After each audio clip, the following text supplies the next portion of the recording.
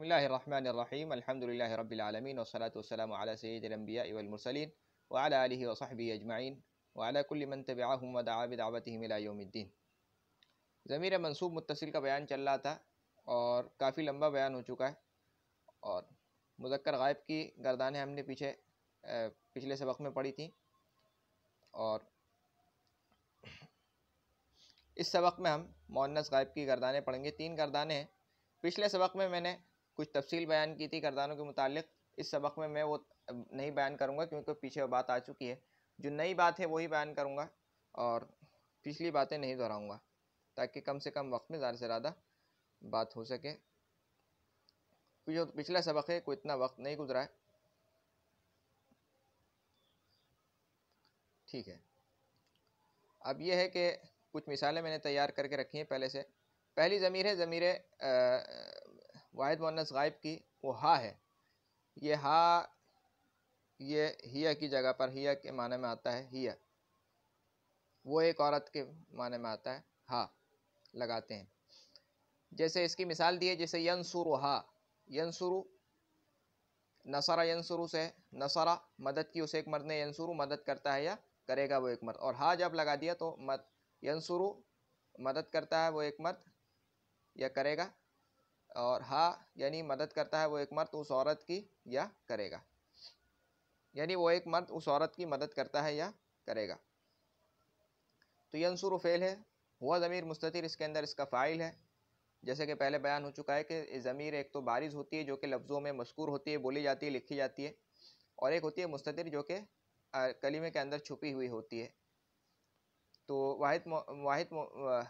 واحد کے جو صیغے ہیں ان کے اندر مضارع میں ضمیر مستتر ہوتی ہے، واحد کے صیغوں میں اور جمع متکلم کے صیغے میں، باقی صیغوں میں ضمیر بارز ہوتی ہے۔ تو ینصر میں جو ضمیر ہے وہ ہوا ضمیر ہے اور وہ مستتر ہے۔ ہوا ضمیر مستتر اس کا فاعل ہے، اور ہا یہ جو ہے یہ ضمیر منصوب متصل، یہ مفعول بھی ہے۔ تو فعل فاعل مفعول بھی سے مل کر جملہ فعلیہ خبریہ ہوا۔ آگے اس کی مثال دی ہے، دوسری مثال دی ہے تثنیہ کے صیغے کے ساتھ ملا کر۔ اب اسی طریقے سے جیسے کہ واحد مذکر غائب کے صیغے کے ساتھ تم نے ملا کر دیکھ لیا، اب واحد مؤنث غائب کے صیغے کے ساتھ بھی ملا کر دیکھ سکتے ہیں۔ جیسے یا کی جگہ پر آپ نے تا لگا دیا، اسے تنصرھا۔ اب اس تا کو، اس صیغے کو اگر تنصر کو واحد مؤنث غائب کا صیغہ مان لیں تو یہ ہوگا کہ جیسے تنصرھا وہ ایک عورت اس ایک عورت کی مدد کرتی ہے یا مدد کرے گی، یا اس کو واحد مذکر حاضر کا صیغہ بنا لیں گے تو اس کا ترجمہ ہو جائے گا کہ تو ایک مرد اس عورت کی مدد کرتا ہے یا مدد کرے گا۔ تو اصل جو مقصد تھا وہ تو آپ کو صورت دکھانا تھا، اور ترجمے کی یعنی ترجمے کا طریقہ آپ کو آ جائے اور صیغہ آپ پہچان لیں کہ جب کلمہ آپ کے سامنے آئے کتاب کے اندر تو آپ کو اس سے وحشت محسوس نہ ہو، ایسا نہ ہو کہ پہلی بار میں نے کلمہ دیکھا ہے، اس لیے ایک چاہیے ہے۔ اب اس کے ساتھ الف لگا دیں گے شروع میں، تو انصرھا میں ایک مرد یا ایک عورت اس ایک عورت کی مدد کرتا ہوں یا کروں گا، ٹھیک ہے۔ پھر آگے نون لگا دیں گے تو ننصرھا ہم اس کی مدد کرتے ہیں یا مدد کریں گے اس ایک عورت کی، سمجھ گئے؟ ترکیب بالکل وہی ہے کہ ننصر کی مثال کے طور پر کر لیتے ہیں تو ننصر فعل ہے، ٹھیک ہے۔ نحن ضمیر مستتر، اس کے اندر اس کا فاعل ہے، جو صیغہ ہوگا اسی کے مطابق ہم ضمیر نکالیں گے۔ جیسے مثال کے طور پر تنصر ہے، تنصر واحد مؤنث غائب کے لیے بھی آتا ہے اور واحد مذکر حاضر کے لیے بھی آتا ہے۔ واحد مؤنث غائب کے لیے آئے گا تو ہیا ضمیر مستتر، اس کے اندر اس کا فاعل نکالیں گے، اور اگر واحد مذکر حاضر کا صیغہ مانیں گے تو انت ضمیر مستتر، اس کے اندر اس کا فاعل نکالیں گے، سمجھ گئے؟ تو نحن ضمیر مستتر، اس کے اندر اس کا فاعل ہے، ہا ضمیر منصوب متصل، اس کا مفعول بھی ہے۔ فعل فاعل مفعول بھی سے مل کر جملہ فعلیہ خبریہ ہوا۔ اگلی مثال میں نے بنائی ہے تثنیہ کے صیغوں کی۔ جیسے مثال کے طور پر تثنیہ کے صیغے کے ساتھ اگر یہ آ جائے تو پھر کیسے وہ آپ کو کچھ اس طریقے کا آپ کو دکھے گا کہ اگر تثنیہ کے ساتھ یہ ضمیر لے گی تو کس طریقے کی دکھے گی۔ اس کی مثال میں نے بنائی ہے یقولانی، قال یقول، قال کہنے کے معنی میں آتا ہے، قال کہا اسے ایک مرد نے، اور یقول کہتا ہے یا کہے گا، تو یقولانی وہ دو مرد کہتے ہیں یا کہیں گے، یقولانی ہا وہ دو مرد اس عورت سے کہتے ہیں یا کہیں گے۔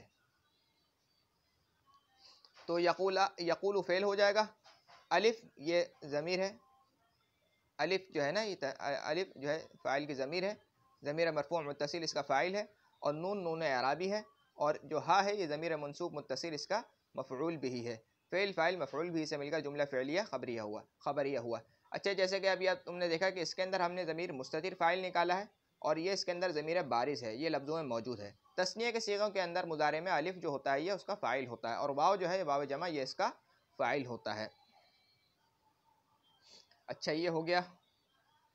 اسی طریقے سے تم اس کے شروع میں تا بھی لگا سکتے ہو، جیسے تقولانہا، تم دو مرد یا وہ دو عورتیں اس ایک عورت سے کہتی ہیں یا کہیں گی. سمجھ گئے؟ یہ ہو گیا. اچھا اگلی مثال میں نے بنائی ہے واحد جمع مذکر غائب کے صیغے کی اور جمع مذکر غائب اور جمع مذکر حاضر. یہ دو صیغے بالکل شکل میں ایک جیسے ہوتے ہیں، بس جو ہے وہ علامت مضارع کا فرق ہو جاتا ہے. تو اس کی میں نے ایک مثال بنائی ہے، جیسے یسمعون، ہمارے پاس صیغہ ہے یسمعون. سمع سنا اسے ایک مرد نے، یسمع سنتا ہے یا سنے گا. یسمعون وہ سب مرد سنتے ہیں یا سنیں گے. تو اس کے ساتھ ہم نے ضمیر منصوب متصل جوڑ دیے، تو اس کا ترجمہ ہو جائے گا تو یسمعونہا وہ سب مرد اس ایک عورت کو سنتے ہیں یا سنیں گے. ٹھیک ہے، تو یسمع فعل ہو جائے گا، واو جمع اس کا فاعل ہو جائے گا، نون اعرابی ہے اور نون ہا جو ہے یہ ضمیر منصوب متصل اس کا مفعول بھی ہے. فعل فاعل مفعول بھی سے مل کر جملہ فعلیہ خبریہ ہو جائے گا. آگے اسی کے ساتھ اگر تم تا لگا دو گے تو تسمعونہا ہو جائے گا. جیسے کہ تو یہ ضمیر یہ جمع مذکر حاضر کا صیغہ بن جائے گا، جیسے تم سب مرد اس ایک عورت کو سنتے ہو یا سنو گے. تو تسمع فعل ہو جائے گا، واو جمع اس کا فاعل ہو جائے گا، نون اعرابی ہے، ہا ہے اس کا ضمیر منصوب متصل اس کا مفعول بھی ہے. فعل فاعل مفعول بھی سے مل کر جملہ فعلیہ خبریہ ہو گیا. امید ہے کہ کوئی ایسی مشکل نہیں ہے، سب ملتے جلتے صیغے ہیں. آگے ایک اور میں نے مثال بنائی ہے جمع مؤنث غائب اور جمع مؤنث حاضر کے صیغے تم اس سے سمجھ لو گے، کیونکہ جمع مؤنث حاضر اور جمع مؤنث غائب کے صیغے بالکل ملتے جلتے ہیں، بس یا اور تا کا فرق ہوتا ہے شروع میں. ٹھیک ہے، اس کے لیے میں نے صیغہ بنایا یعلمنا. عالمہ جانا اسے ایک مرد نے اور یعلم جانتا ہے یا جانے گا. تو یعلمنا جانتی ہیں یا جانیں گی وہ سب عورتیں. جب ہا جوڑ دیا اس کے ساتھ تو یعلمنہا جانتی ہیں یا جانیں گی وہ سب عورتیں اس ایک عورت کو. سمجھ گئے؟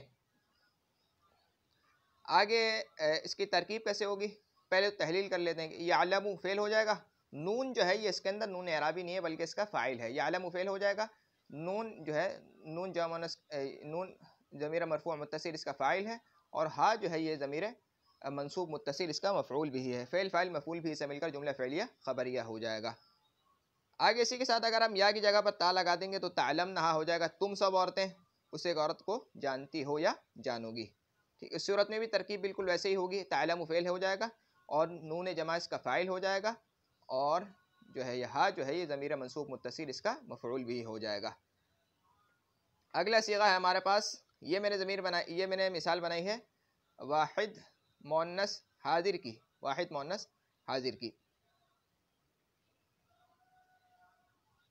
ٹھیک ہے، واحد مؤنث حاضر کی. اب اس کے لیے میں نے صیغہ لیا ہے عرف یعرف سے. عرف یعرف معرفتاً پہچاننا. عرف یعرف معرفتاً پہچاننا. تو تعریفینہ تفعیلینہ کے وزن پہ تعریفینہ، تو ایک عورت پہچانتی ہے یا پہچانے گی. اب اس کے ساتھ ہا لگا دیا تو تعریفینہا تو ایک عورت اس ایک عورت کو پہچانتی ہے یا پہچانے گی. تو اس کی ترکیب کس طریقے سے ہوگی، یہ بالکل آسان ہے. تعریف و فعل ہو جائے گا، یا جو ہے نا یا اس کا فاعل ہے، یا